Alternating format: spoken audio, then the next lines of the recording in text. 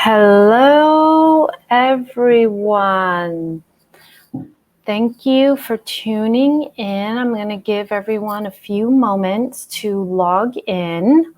If you are having any issues hearing us, please let us know in your comments. But I'm going to assume we all sound good. So I'm going to get into my introductions and introduce our guests before we get all the questions rolling. So good evening. Welcome, everyone. If you're tuning in for the first time, this is the La Maison de Rouge nightly, Monday night weekly live broadcast. I am your host, Lucy Sweetkill, one half of the duo that is La Maison de Rouge. A bit about who we are. LMDR is dedicated to expanding the BDSM experience by discussing, educating, and informing our audiences about the intersections of kink, wellness, sexuality, spirituality, and social activism. We aim to create a safe space for discussing these topics, as well as providing an avenue for our guests to share their stories and experiences. Thank you again for joining us.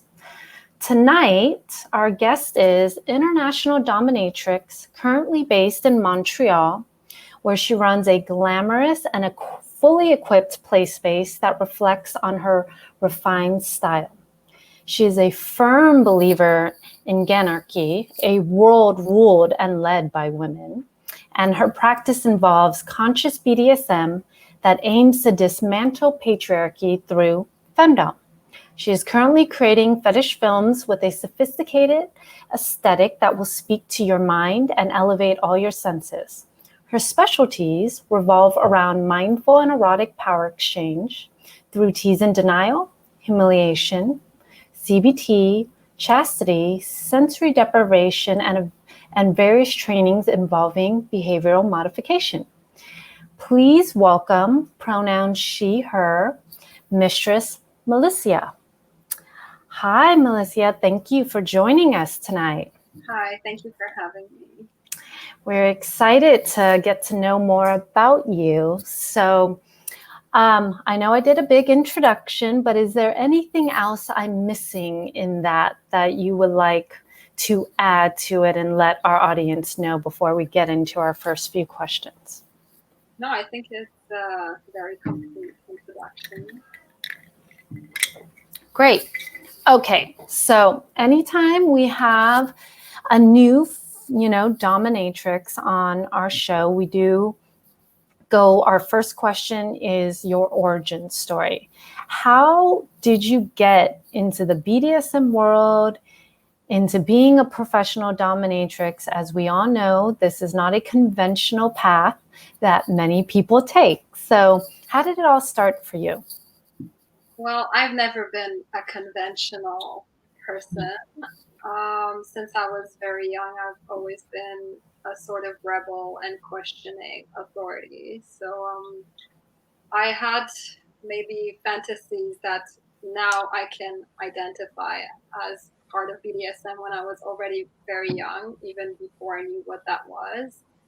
And my first actual experiences were when I was 18 and I was dating a girl with who I started making films that were sort of heavy degradation and CBT and humiliation, and we had to look amateur and still be very heavily abusing verbally the guy that was paying us to do these videos with him. And he was very polite, very respectful, and me and her were just like having fun doing that. And that was my first introduction to something related to this, and I thought that was so fun. And I really enjoyed it, and I enjoyed sharing that space with her. When I was then maybe a year later, I started escorting back then, and that's when I had my first clients that were interested in me doming them. It wasn't necessarily something I was advertising, but I always attracted a clientele of more submissive men because I always had a more dominant allure. And Yes, so I had my first pegging sessions back then, and wearing gloves and suffocating and face sitting and a lot of fetish stuff that I wasn't really that conscious I was doing back then, but I preferred these clients than the other ones. Yeah. And then I stopped sex work for a long time, many years, and it's only when I went to Australia in Melbourne that I started again, but this time professionally. Ah. Yeah. And then that's kind of where you're at now. Like you got back into it when you were in Australia. Yeah, I lived there for 2 years, and that was my main job there. Yeah.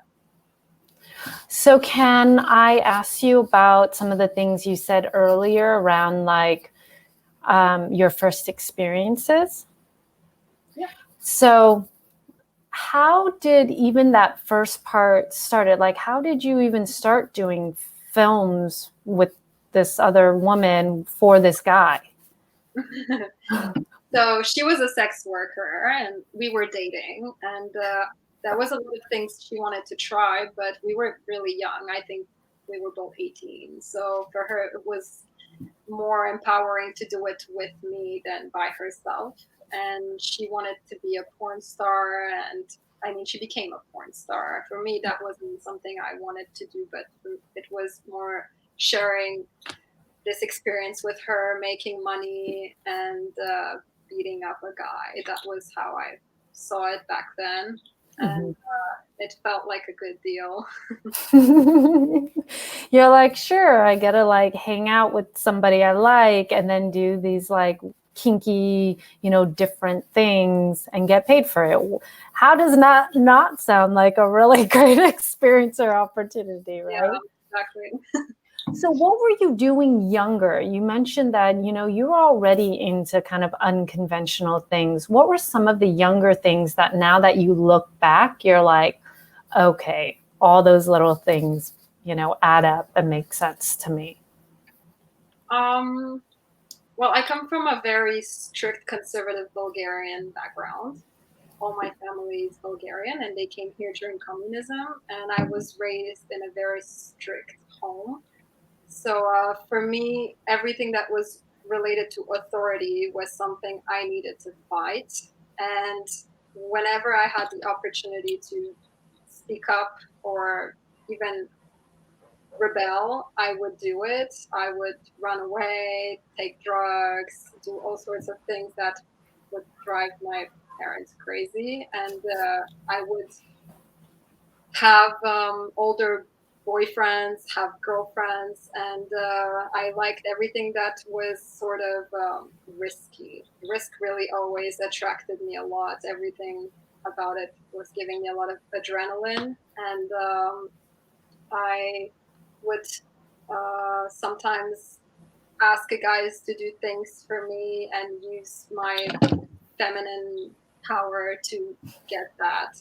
Even before I knew I had that power, and I could see that most of most of the guys back then, I mean teenagers, would easily fall for whatever I would ask.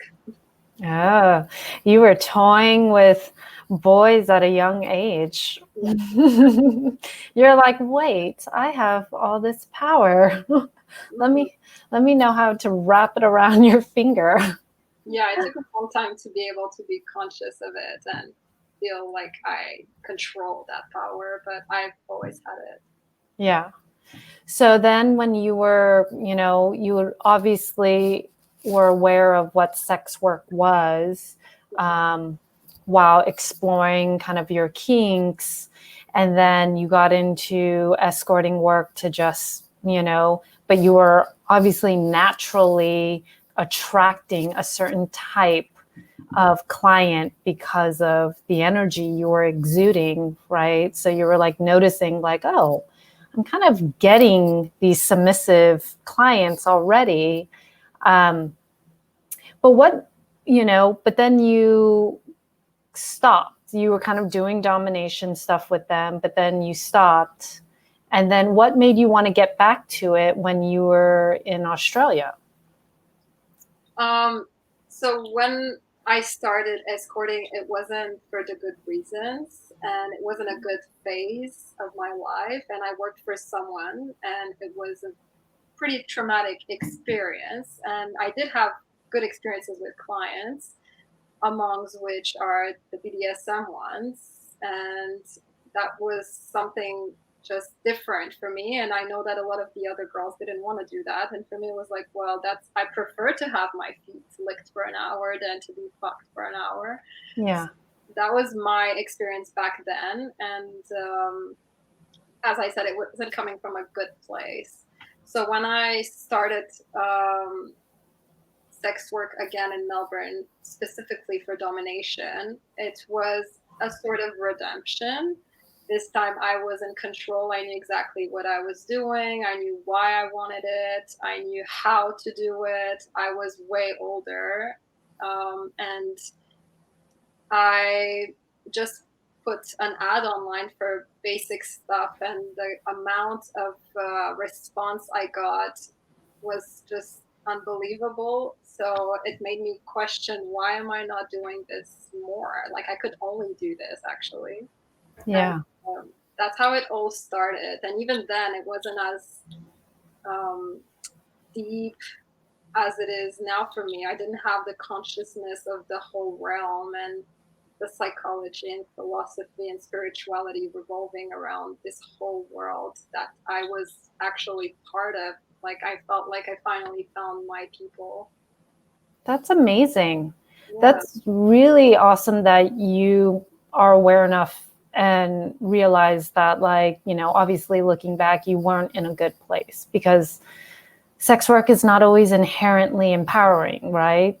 Some people get into it in a really bad place, and you took that break you needed so that you could reevaluate how you wanted to step back into it. And I think that's really a beautiful thing. That's a really amazing, like, transformative journey that you went through. Yeah. So then you're now, you know, with kind of reevaluating, coming back into BDSM in a more conscious, clearer way. How has all of that and kind of other things in your life informed the type of domination work you do now? Um, so I had mentorships. For me, it was very important to meet with the women that are like experienced DOMs. And that first when first when I did sex work, it was more like testing my limits, trying everything, not knowing my boundaries.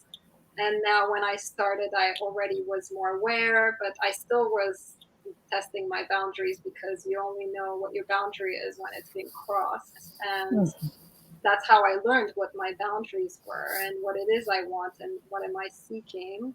And I wait, what was your question exactly? Oh, just kind of like where you are now, like how has, you know, you mentioned being more conscious now, and that's what informed like your work now, your domination. So how is all of that, Oh how has yeah, that all affected you now?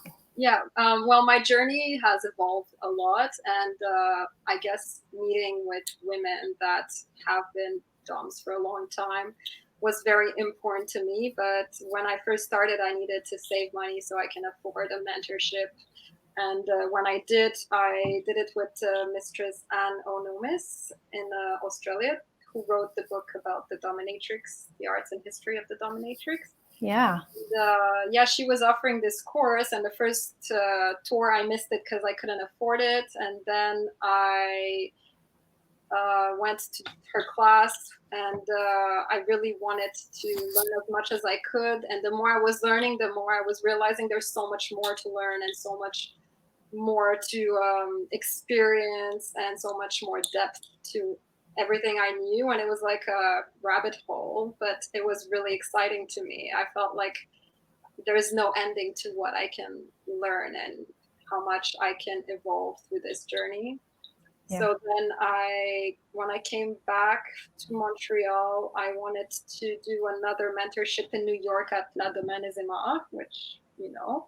Hmm. Um, but I couldn't stay in New York for that long and live there because of visa situations and stuff like that. And I really wanted to find a mistress that I resonate with, and that's when I found Mistress Rena Trevi, Hmm. and I think it was maybe through research, but I just like randomly found her online, and the the fact that she was Russian, I felt related to me because we have Slavic background and we were raised in a strict conservative family, and she had an approach that resonated with me that is more spiritual and going deeper with the person and the whole cerebral and even emotional part of BDSM that goes beyond like play, I mean, like physical play, Yeah. um, and the symbolism of what we do. And I spoke with her, and yeah, I had a 2 week apprenticeship with her in New York intensive because I couldn't stay longer. But through that experience, a lot of things happened because I felt like I was in a session with her for 2 weeks. And I even bottomed for her, and that was new for me. And I realized how important it was for me to experience that side, to understand the mind of the submissive, and to be tied up myself, which was a big fear that I needed to transcend. And so through that, I started even more looking to broaden my knowledge. And I think I read one book every 2 weeks related to different topics. And thanks to the pandemic, one positive thing was that a lot of DOMs started doing workshops online.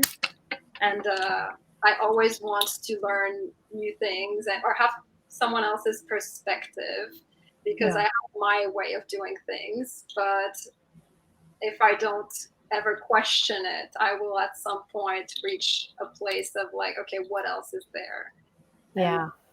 I think I've reached it many times and pushed it and go beyond, and not everything is necessarily my kink. So seeing different perspectives helps me understand other kinks as well. And now am I can understand the people that come see me beyond just like fulfilling their desires. It's more like, what are we actually doing here? Yeah. Yeah. That's really amazing. Like that you're so open to learning more.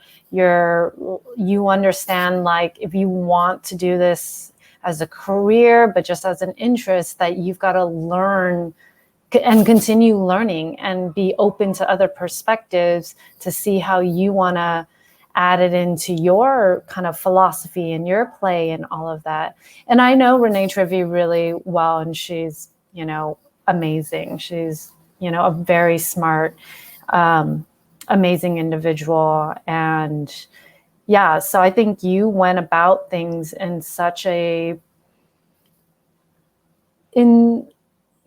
a genuine way.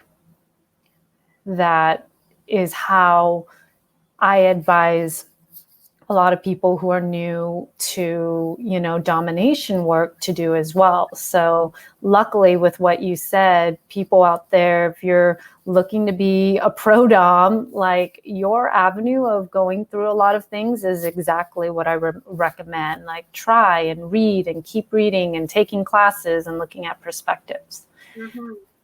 So, now that that's kind of where you're at and always learning, you have certain philosophies around BDSM, around FemDom.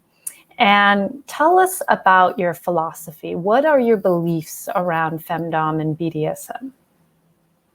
Um, I would say that first of all, if you control someone's mind and brain, you can control everything. And, it's not it's not that much about what you do more than how you're gonna do it, how you're gonna speak, how what's your intention when you do it? Mostly for me, that is a big one. Do I just because everyone has their own style, and I've double domed with multiple doms, and I can see how everyone has their way of doing things, and that's why I also like trying different things so I can really sense, okay, that is for me, that is less for me. But yeah, my philosophy would be that it is a very broad world for people that are, I guess, more open, not closed-minded. And as soon as you open to that world, it's an infinite world of possibilities. And I have that belief that somehow everyone is kinky, or that everyone could be if they go beyond their fear, or the stigma, or even sometimes their education or religion. I think the human, as humans, we are so complex that it can't be just black or white. There's so many areas and things we can explore, and yeah, just be open to that and to listen to what we want and not be scared. I think that's one of the main things. I've never felt scared to dive into the unknown, and I've always challenged myself to go in what scares me the most. I felt, okay, that's exactly where I need to go, which is why I moved to Australia without knowing what the fuck I'm doing, where I'm going, and what I'm going to do there. I just needed to experience myself in different ways, and that's out of your comfort zone is where you're really going to find who you truly are beyond what society has molded you into. So, yeah, I think the world of BDSM can, at some level, apply what you learn through these experiences, can apply to your everyday life, to your reality. So is this what you try to teach a lot of your subs? Yeah, I think that it's a journey that can translate into the outside world. If someone's going through a hard divorce and they feel stuck, maybe if they feel stuck through some heavy predicament, bondage, and then they feel relieved, they can see how in their lives it's also a temporary hard discomfort that has an end, and then it's freeing. It's going beyond what in the present moment feels so difficult, because everything is impermanent and everything's there for a reason, and we don't know it yet, but it's when you cross this hardship that you actually grow the most. And I've done it myself, so that's why I can see how they can do it. And you need to go beyond the discomfort and the fear and the anxiety and the blockages. I totally agree with that. That is, that completely resonates with me. Like, we learn the most when we're challenged, right? We remember it the most too. So challenges should be looked at as opportunities and not as something to run away from. Yeah, definitely. I've always felt like that. So this term, when you're saying with femdom, Gynarchy, your belief that the world and everything should be run by women. Tell us more about that. What is that about for you? Yes. So in general, I'm a woman that believes in female power. And I guess I can describe myself as a female supremacist. So I think that the world is where it is now, I mean, in a horrible place because men are leading. And it's not precisely because men are men, it's more like what society has made of men and patriarchy mostly. So I'm not against men, but I'm against patriarchy. Yeah. And for me, Gynarchy is a world led and ruled by women, because I think we can actually embellish world. And I also believe in women being together and not dividing, how patriarchy or heteronormative systems want us to be, one against the other in a competitive way and rivalry. for me, that's insane. And I've never felt that way. And I date women. I am surrounded by women. I love women. I've never felt competition from another woman in my life.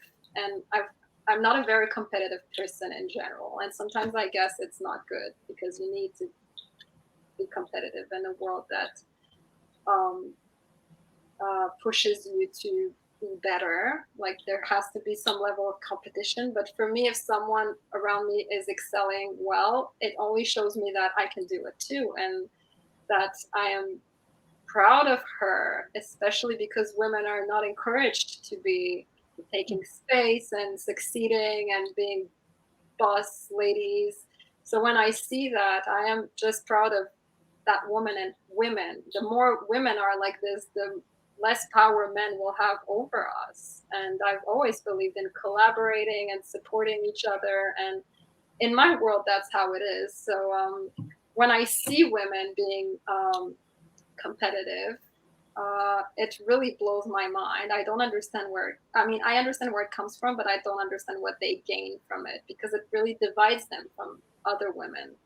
Yeah. And in Australia, when I first decided to start pro doming, I only knew one pro dom in Montreal. I didn't know her well, but we've had met, and I just asked her for basic advice. And I mean, I was on the other end of the world, so I wasn't gonna steal her clients or anything. But she really completely like closed up. She was like, I'm not going to give you anything, blah, blah, blah.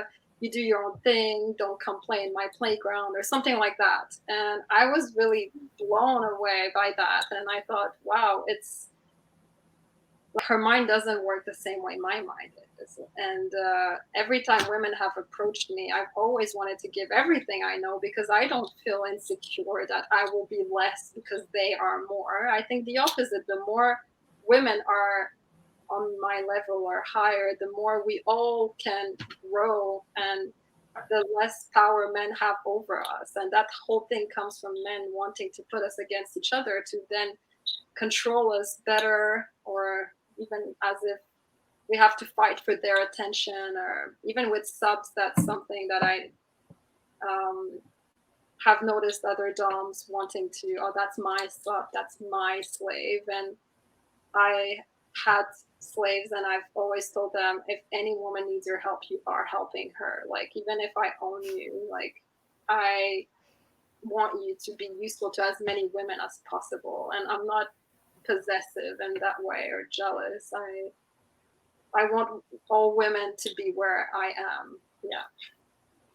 That's really, I love that philosophy. You know, I'm very much similar in that way. And I think that is something that a lot of women can learn is like the competitiveness. You know, it is a very patriarchal thing of, you know, the cat fight, right? These terms we have of like pitting people against women against each other and like who looks better and who wore it better and this and that. And it's just perpetuates like unnecessary mentality that is not constructive to any of us, right? If all of us do well, you know, then we all grow together and we all grow together and we all succeed together, and supporting people in that way and supporting each other that way is so essential. Yeah. And it even makes it sound like men are this precious thing we need to fight over, when I don't want to fight over a guy. Yeah. Father, not a guy, like in general, like I'm not gonna fight. Like if you want him that much, take him. Yeah. I know. I was like, nothing is worth that, right? Like, It's worth us coming against each other. Yeah. yeah. And just with what you're doing, this channel, this initiative that you interview women, I mean, that's exactly it. You want women to be seen and heard, and that's also what I want. That's awesome. Yeah, that's a big part of what we do here at La Maison de Rouge is like not only like the world of BDSM, we want people to understand a lot more, but we want to put the stories out because we do believe in the FemDom community and just female dominance and female power and female strength, because unfortunately, this world that most of us are in that have been run by men, like, let's be real. Look at the shit show we're in. So, change it up. And maybe, I think women are able, and I don't think men are not capable of that. It's just we have bred unfortunate characteristics, right? Problematic characteristics in men that have also bled into a lot of women, right? Unfortunately, a lot of women who like hold up the patriarchal view that don't serve anyone, and they don't even see it themselves. So yeah, it's internalized. Yeah. So let me kind of shift gears a little and ask you about some of your kink journey, things that you kind of started off really liking, maybe have changed over the years, things you've always loved, certain kinks or your own personal kinks and fetishes, and kind of like what your play style is. Yeah. So I started off mostly with doing mostly pegging, I would say. For me, that was the ultimate way of dominating a man. And I think eventually it became for me something that I like to do with people that I've seen before, not straight away with someone I haven't met.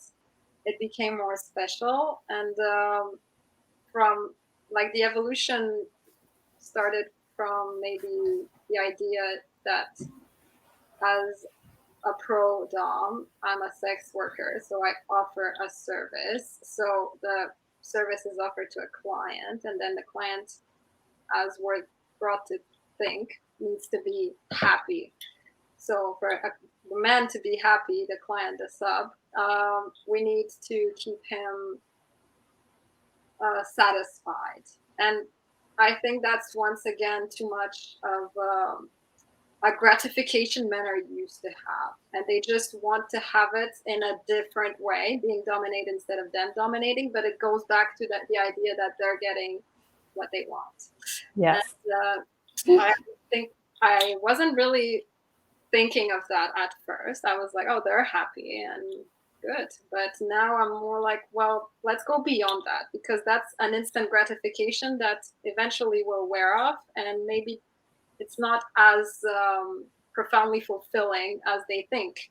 So I prefer teasing and building up, and even uh, having a more mental control, and actually caging. So that's why chastity is something I love. Caging the cock away, and let's put the attention somewhere else. Inevitably, because it's caged and they feel it, it's still there, the attention. But then it's also the attention on me and what I do. It kind of pushes them to notice that, but it's caged away. Let's focus on what something else we're doing. And so, yeah, instead of focusing too much on their cock and their pleasure, focusing on why they're there, what it is they need fulfilled, where does that come from, and going deeper than just like the physicality of like, oh, let's make you jerk off. Like, I'm not that much of a jerk off instruction person, because it's too much attention again on something that I'm trying to put aside and focus on other parts. I'm more into CBT. Me too. Everything you just said is like, I am so like, oh my God, I've had this conversation so many times with so many other femdoms and just people. Like, I'm not interested in that. Like, that is exactly like, that's awesome. Yeah, well, I see it that way, and I know doms that don't see it that way, and that's okay. But I prefer actually, and I think that's where me and Rena really connected, because through my sessions with her, I got to finally explore that side of like, even having a more ritualistic approach to the session, and the connection we're going to share human to human, and where am I going to bring you, and the person, are they there to fulfill a quick desire, and then, okay, I'm done, I came, I can go now? Or is it more because of they come to see me specifically and wanting to serve me as a woman? And that's where the submissive versus someone who just wants a session difference comes in, because there are people who just behind closed doors, they have these fantasies of being dominated by women, but once they jerk off, it's like, okay, that urge has been fulfilled. Yeah. And that is not something that really fulfills me, to fulfill their urges. I prefer a deeper level of connection and seeing how they can transcend themselves and feel like, whoa, I went on a journey and I went beyond what I thought I could do. And usually that takes longer sessions, or seeing someone longer to build up that connection. So I prioritize these relationships more. Yeah, totally. Like everything you said, I'm just like completely like so in agreement with. It's very aligned with my philosophy as well. It's like, it's what if it's so focused on your dick all the time, then really this is no different than many other things. And I think that's the problem, right? Is people so focused on their penis and so focused on orgasm, right? Like, let's just get to the goal. Let's just get to the orgasm. Let's get to the release. And that's problematic. That doesn't teach you anything, great. It can be great. People masturbate. That can be fun. That can be a release. And you can do that at home. Go ahead and masturbate at home, But when I'm with someone, I really want to tap into like their submission. I want them to explore their submission more, right? What it means to truly submit, not just to say you're submitting, but really you're just being selfish. Yeah. You're just thinking about yourself. How could you be a better human being and think and serve others, and look at things differently, and not focus on just your orgasm, and start to tap into all the sexual power that happens throughout your whole body that have nothing to do with your dick. Yeah, it's the journey, not the destination. Yeah, that's amazing. So, you prefer to connect with those who are are open to that experience, and not just people who want to just do jerk off instructions or very temporarily, release, but those who want to like go deeper and are interested in going deeper. Oh yeah, definitely. And so, with that kind of play, you said you're doing videos as well. So what are your videos that you're putting out that kind of portray that? So I just started filming in my new dungeon. It's fairly new. The first video I did was with a friend who's, well, Damazonia, and she was in Montreal, and I guess we did a video that um, doesn't necessarily portray that. It was more like, okay, we're together and we're having fun with this guy. But I want the other videos are more sort of sessions I have with my submissives, and they're being filmed. They know they're being filmed, but it's just we're hanging out and playing, and it's still new. I just started, and I'm not even close to where I want to be. Yeah. It's also very different on camera because you're aware you're being filmed. The person also is different because there's someone filming. It's also hearing and seeing yourself is very different. But I studied cinema and literature, and my vision of the films I want to make is not that much of pornography. that's the thing. I'm not really attracted to do pornography, which is what right now most doms do online. And I admire that a lot. I think it's great, and I can see how it can be very successful. But it just doesn't feel right for me, at least at that point, to be that graphic. I prefer the more subtle teasing, the storyline, the idea of like the whole little elements, the details, even like the lighting and how the frame is and the dialogue and all these things attract me way more in a film. And I guess I want to do more films than clips. Yeah. And it's not something I can do straight away. So now I'm just like tapping into that. But I want to do them like films, but I also want to be not with an actor or someone I haven't met and just post an ad of like, hey, do you want to do a gangbang? Come over at my place for a film. Yeah. I prefer to film with someone that is actually someone I'm connected to and that is my submissive and that we can feel that connection and that it is a play that we do because we both enjoy playing that way, not just for the sake of the film. And I want to do a lot of sensory deprivation and breath play, but I still haven't met a person in Montreal with who I can do that. I had a regular client in Melbourne with who I would mummify him completely and do very intense edge play related to like breath play and sensory deprivation. And online, I also have a connection like that, but to film that with someone, it has to be someone who actually has that interest so they can actually be present and enjoy it. I wouldn't do it with someone who is scared and not enjoying themselves. Intense. Yeah.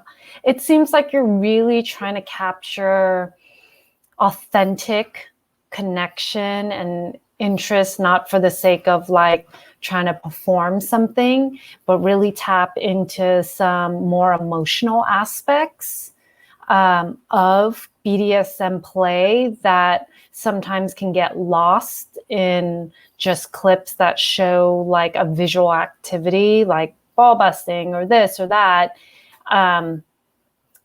Without like, kind of really getting the more emotional transformational aspect of what submission could really feel like in real life. Yeah, I want it to be more intimate, almost like the viewer is a voyeur and they see something that maybe otherwise they wouldn't have the opportunity to see. They're watching a moment and they feel like, whoa, I'm witnessing something, and excite their brains more than directly their genitals for a quick jerk off. Yeah. I think that's amazing. Really excited to see how these films develop over time when, obviously right place, right time, right people. It seems like you are more focused on finding the right things compared to like making it happen just for the sake of making it happen, which is amazing, Yeah. And I love to see that because that's something that, is such like sometimes I'm in session, I'll be looking at myself, right? And I'm just like, man, how do you portray this for other people to like sense and feel like the moment these things are happening, right? They're so hard. There's like nowhere that they're captured in that way, that just like vulnerability, that realness, that, just authentic like transformation or experience, like those raw emotions coming out. It, yeah.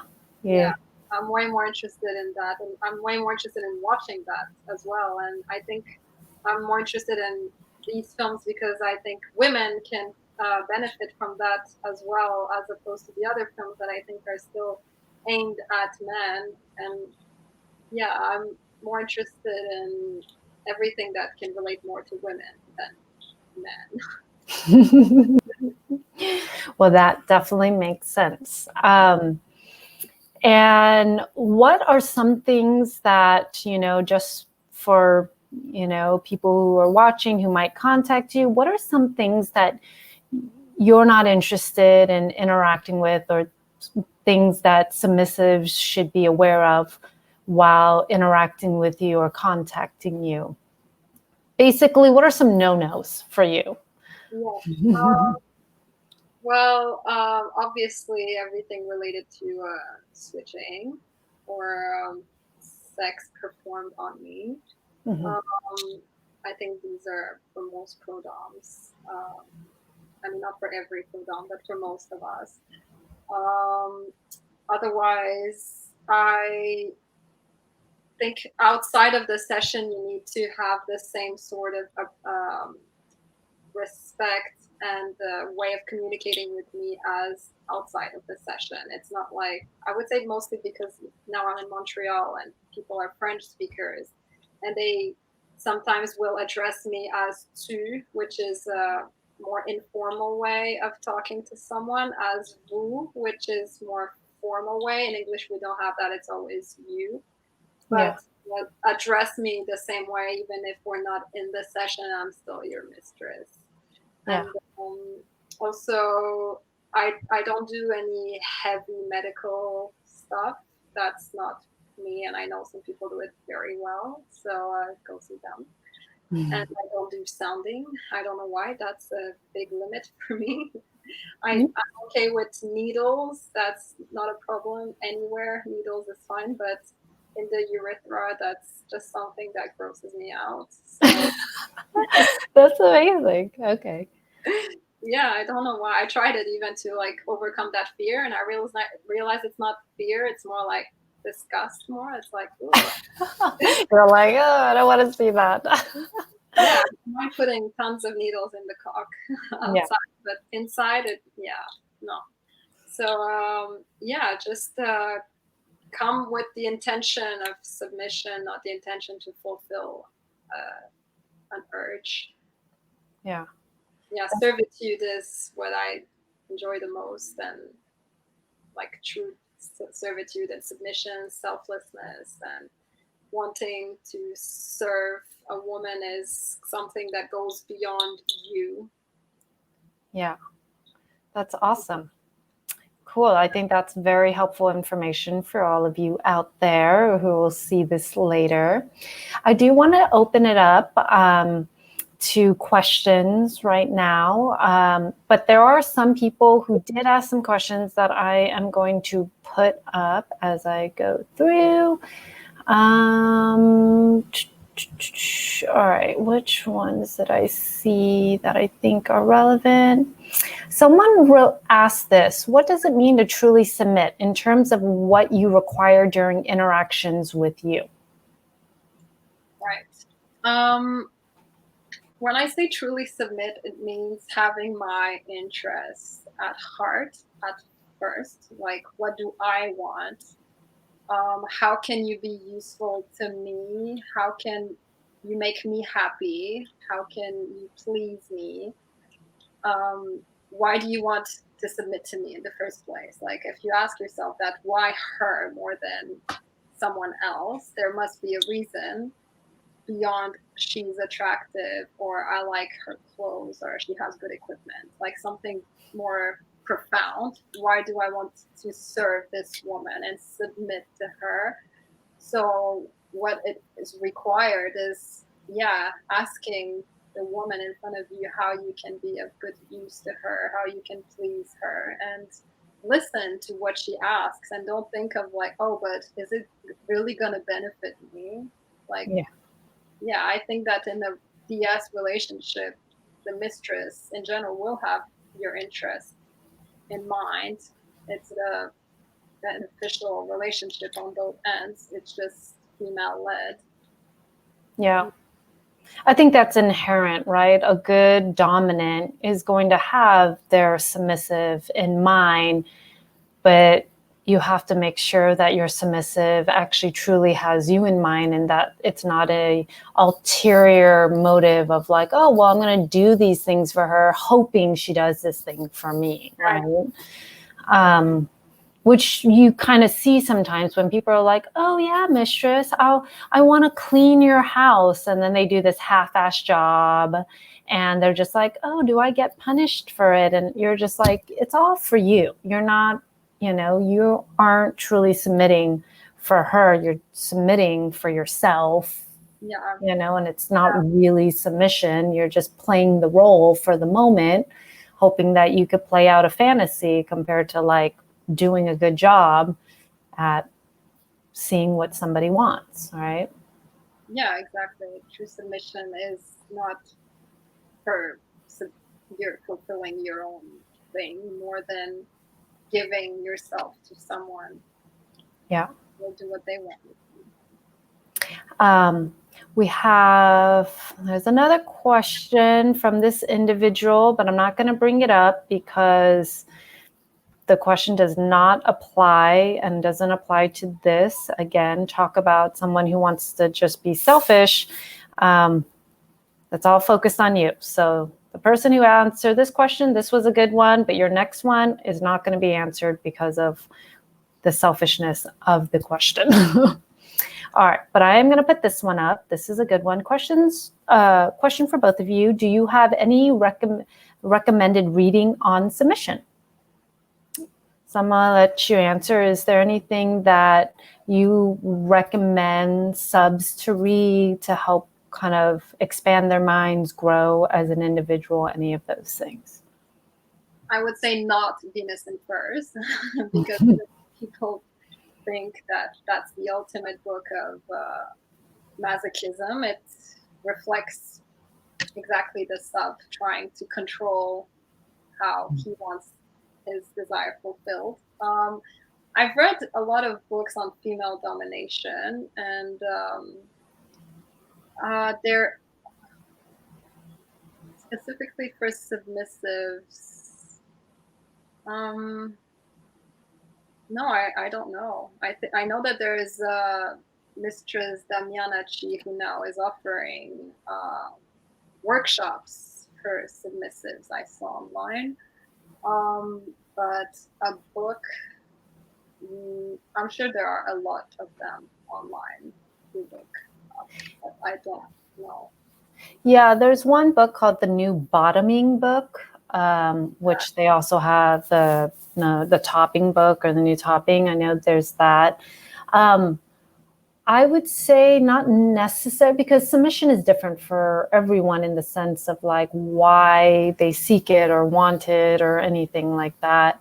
I think part of learning about submission, to sort of kind of answer this question, is really working on yourself and being aware of your own thought process, being aware of how you present yourself, being aware of like how you view the world, and really analyzing not only your sexuality, but analyzing what does submission mean to you and why do you want to submit? Is this something that you identify with? Is it something that you just want to learn more about? Do you want to just submit for a moment, which is okay too? Just be clear about that. Like, I want to play submission for this one moment, right? So it can mean a lot of different things. And I think it's understanding your own psychology, more than anything, and doing that self-growth work around learning more about yourself. Because I don't know if there's that many books around just purely submission, where I think there are people's viewpoints who've written about like what submission means to them and their journey with submission. So I think that's kind of, and if any of you guys know any other books, feel free to put it in the comments and I will bring it up. Or read anything that you guys liked. For those of you who identify as submissive, feel free to put a book up and I will put it up on screen as well. I have this question. Do you have any rituals you do before a session to get you ready and anything you enjoy doing to cool down afterwards. Yes, definitely. For me, it's an important part. It's part of my session to get ready. From the music I'm gonna play to lighting tons of candles. I always have tons of candles in my sessions. I like dim light, and even like cleaning after is part of my ritual. I like doing it myself. I don't like subs doing it. It's even if they clean after themselves. Once we're done, I will go over and clean it properly myself, and it's part of just like reorganizing everything. And yeah, dressing up, like just the choice of what I want to wear, and thinking of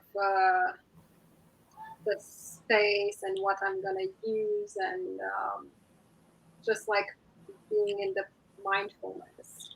Being mindful of everything is very important. So I rarely drink. It happens sometimes, mostly when it's in the evening. But if I will drink, I probably will drink a glass of wine after I'm done. Unless I do golden showers, sometimes then I can drink. Not much, but just to get that boost. Yeah, that's me. I don't know if you wanted to answer that question too. Oh, that one's for you. I've talked about my rituals. Yeah. But it is that same thing. Like I love cleaning my own tools because it's part of my, like, it's almost like I brought them out, I use them, and now let me clean them and put them away. It's like it fills that circle, right? Yeah, Plus, you trust what you clean. yeah. I take a lot of pride in my cleaning. So, and sometimes I'm like, oh, the little crevices getting in there and da da da. Like I like that feeling. So. Yeah, I liked what you said about the full circle, seeing everything being one way, then everything happening, and then brought back to how it was. Yeah. Next question. Someone asked, how does the sex worker community feel in Canada versus Australia? Also, how has it felt going from, there's another part of the question, which I'll bring up, going from different legal models. How has that affected your work? Yeah. So so I'm gonna speak specifically from the Melbourne and Montreal perspective because that's the only cities I've worked in. I really, really loved working in Melbourne. I think that's where I've had my best experiences and best subs. In general, I think it's also due to the economic system because in Australia, in general, people have more money. So Montreal is probably one of the worst places I've worked in. It's people are more in. I mean, in my personal experience, subs are more in the quantity versus quality. So I see more, I know in Europe it's a lot like that, like tons of sessions in one day. In Australia, I could have someone pay for the hotel, buy gifts, buy the alcohol we're gonna drink, and I mean, you pay way more as well to see the mistress, and you take longer sessions. You really want to connect and have an experience with that person. Here, I think it's more what I said earlier of like fast urge release. Obviously, not everyone, but way more. So I prefer working in Melbourne a lot, and in Asia, I also had good experiences in Asia. For the legal system, I think Melbourne and Montreal is very similar. It's not about that much the person providing the service, but the person paying for it. That will be more in danger of something illegal. But in both cases, it's pretty permissive.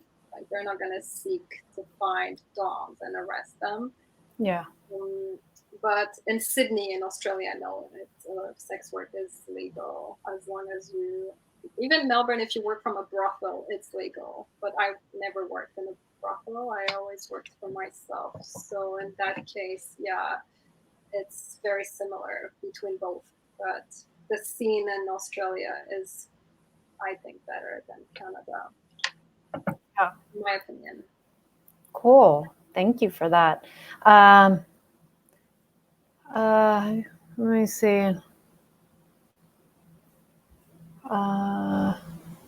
So I'm going to bring this up, but I'm not really sure what this person, and I don't know if you can even, have you been affected by rape culture, and how have you engaged a recovery journey alongside your BDSM practice and identity within that? So I don't know where this is coming from. Like, what do you mean by this question? Who asked this? Like, I think we all are sort of part, like maybe in regards to the US, because there is a rape culture in the US, unfortunately.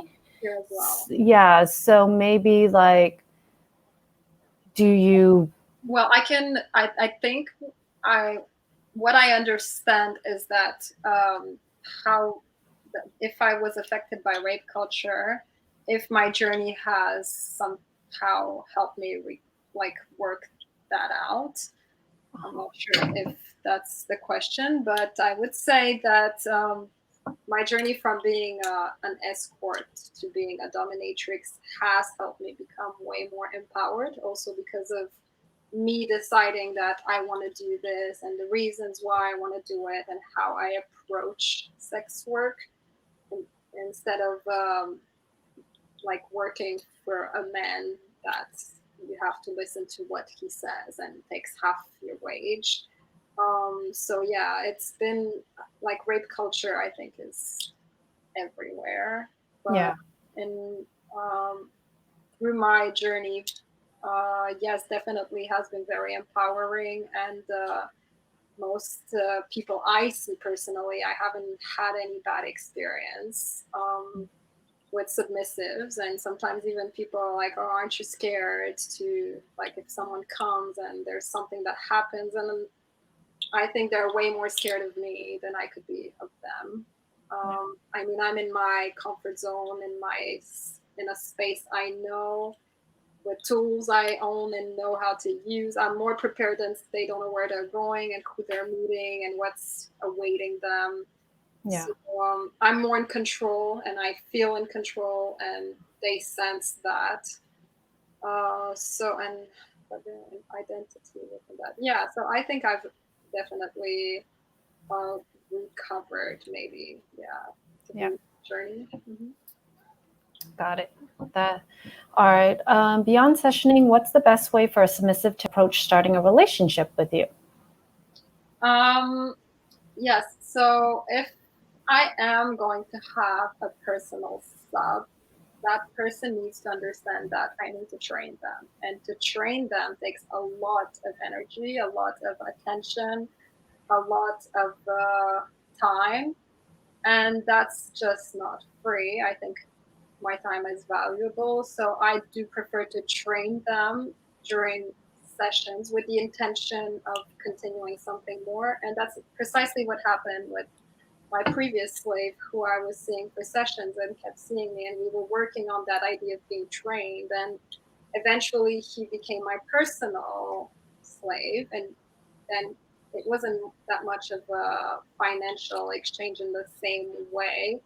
But because it takes so much of me, and yeah, I don't want to feel drained for nothing, for someone who can't appreciate all that attention and time and care. And also I'm very demanding and have standards. So yeah.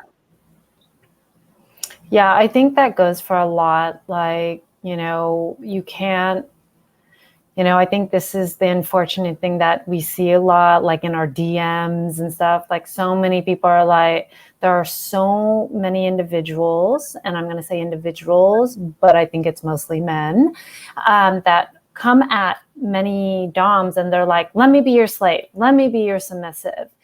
And it's like, it doesn't work that way, you know? We don't know each other. We don't know if you're safe, sane, reliable, able. Like, we don't know a lot of these things, right? Are you capable? Do you have a good mindset? Are you, you know, all these other things that require like someone to like do the work, right? By sessioning with us, go through the avenues we've laid out of getting, you know, book your appointment, book a phone appointment, book a video appointment. If you can't see that person, support them and show that you're dedicated, show that you're earnest and you're interested, and then keep doing that until you've proven that you're someone that can be trusted. And once you prove that you're trusted, then other opportunities open up. But that's like, some people are like, I just want this job. Do you have any training for this job, right? Like, it's so, and I think that's what happens. Like, most people aren't, there's not really another way of approaching starting a relationship with you beyond sessioning, because that is the avenue of really getting to know you and being trained by you, like many other DOMs. Yeah, exactly. There's no fast track, people. No fast track. Building up trust, and also I need to like you and like how you present, how you serve, and it's not just like, it comes from entitlement, I think, to be, oh, I'm fit for the job, take me, or I've been trained before. Yeah, but you've been trained by someone who trained you to serve her how she likes. What tells you that I want the same thing? Like, yeah, I think that's the way to start. And obviously, if you can provide in the way that I need, I will like that. And the more I like how you fulfill what I need, then I will want you more around to do more stuff for me. Yeah, totally. Someone asked, and I think this relates to the question before, which was the other question a few questions back, was, does community interact with the legislational model in your experience? Like, or I guess maybe like interact or maybe affected by like how community is in those different countries because of the models? Well, here I know more DOMs than back in Melbourne. But just in general in sex work, I would say, as long as there's a sisterhood and we talk to each other and we communicate about legislation, about clients, about experiences, we somehow got each other's back, and then we're safer than if we actually divide on our own and don't want to know anything about the other sex workers, which puts us more at risk. But I don't know about interacting with the legislational model. Yeah, I'm not really sure about what that means. Well, I'm not sure how tied in you were into the community in Melbourne, but is there more of a community in one city compared to the other, or would you say there's definitely a community in both? So in Melbourne, I was part of the BDSM community, but not many of the people I knew were in sex work necessarily. It was more like personal to them, like their personal relationships more than doing that for work. Here it's the opposite. I know more people that are in sex work and pro-doming than just in the BDSM community. So either way, we talk about everything, and we stay safe that way. Yeah, that's awesome. I have one last question here, which I think you kind of answered already, but do you have preferred ways to make male subs less penis orgasm focused and more full body focus? Um, well, as I said, chastity device is one of my preferred ways, caging the cock away. And then it's about, yes, overstimulating other parts of the body or of the mind, speaking to them about other things and playing in other ways. For example, if we do just mummification, for example, or use full body bondage, the whole body feels restrained, whether it's with ropes, whether it's with restraints. You feel your whole body being restrained, and maybe you will focus less on your cock because you're like, oh, that position is uncomfortable, or I feel very exposed, or the things I'm talking to you. And then impact play can also put pressure or attention on other parts of your body because of the pain that distracts you from your the caged cock. So if it's caged away, I think it helps. But sometimes even if it's not, if I just don't mention it and ignore it, it means to not focus on it. Before we end, I actually there is, a question, but I'm not going to bring it up. I'm actually going to ask it myself. I know we've talked a lot about male subs, but can you speak or more about female subs and female submission for you?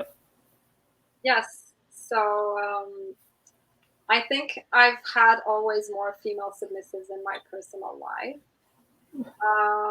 I don't want to say I prefer female submissives, but I think they already have more of a chance of fulfilling my needs because they understand them maybe better. There's always like that connection that we have as women, and we're more in tune with our emotions, and we pay more attention to details. I mean, maybe it's a generalization, but that's what I've seen in my experience.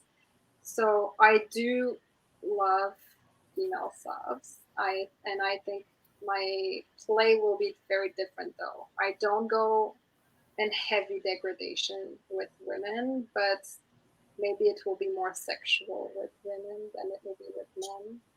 Maybe sometimes it depends. Sometimes it's the opposite, but yeah, I'm very into that. Yeah, I think from my experience too, I think female subs tend to come at it more mindfully a lot of times. And it's maybe this attention to detail. It's kind of, a lot of women tend to ask themselves these like deeper questions about, and maybe be a little more in tune to our emotions.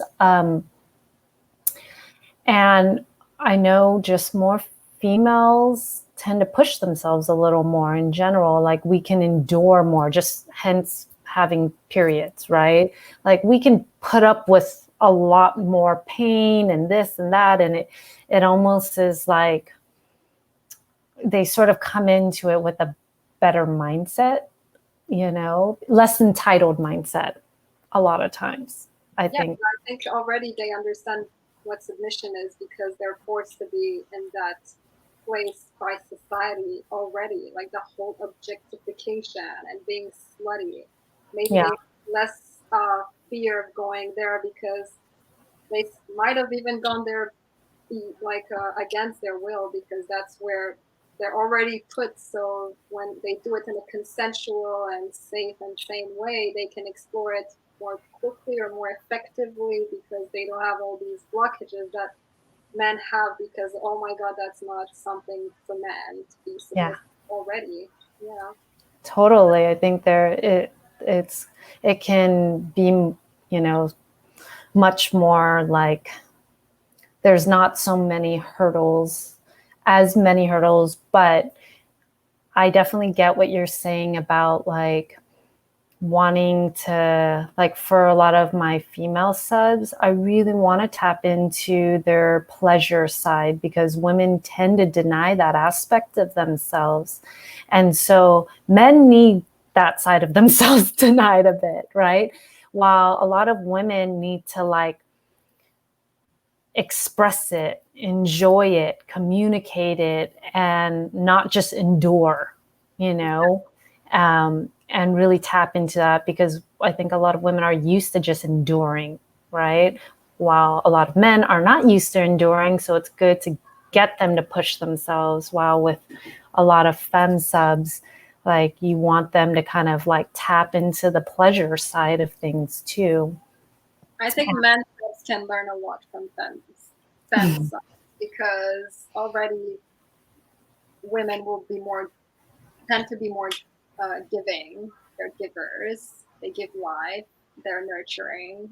They are more selfless, always thinking what do others need, how they're even more on the people pleasing side, which men are not. So I think for submission, men can learn a lot from female subs. And I have had female subs teach male subs how to lick my boots properly.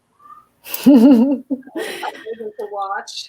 Yeah, that's a really, well, that is a really good ending there. Is, you know, for you male subs out there, you might get some teaching and recommendations from female subs. But, you know, I want to, you know, for our audience out there, I've been scrolling down about how to get in contact with Mistress Malissia. So feel free, it's kind of down there. And then for all of you, any of you who are new, if you want to support our weekly broadcast that we do, please, you know, follow or join our Patreon, which has great rewards. I want to thank you, Malissia, for being on our show and giving us some really wise, you know, words, as well as your telling us about your philosophy and your approach and your style, which I think really resonates with me, and I think resonates for a lot out there, a lot of people out there. So that was really great to have you on. And is there any other projects or things you want people to know about before we end this interview that people should look out for? Well, my projects are pretty related to filming right now. So I post on AVN my films that I do, but as I said, it's still something I'm working on making better. But yeah, the intention is there. Everything's about your intention. Awesome. Thank you. Thank you, everyone, for joining us, and have a good night. And join us every Monday at 7 p.m. Eastern Time for our weekly live broadcast. Thank you, you all. Thank you for having me. Bye.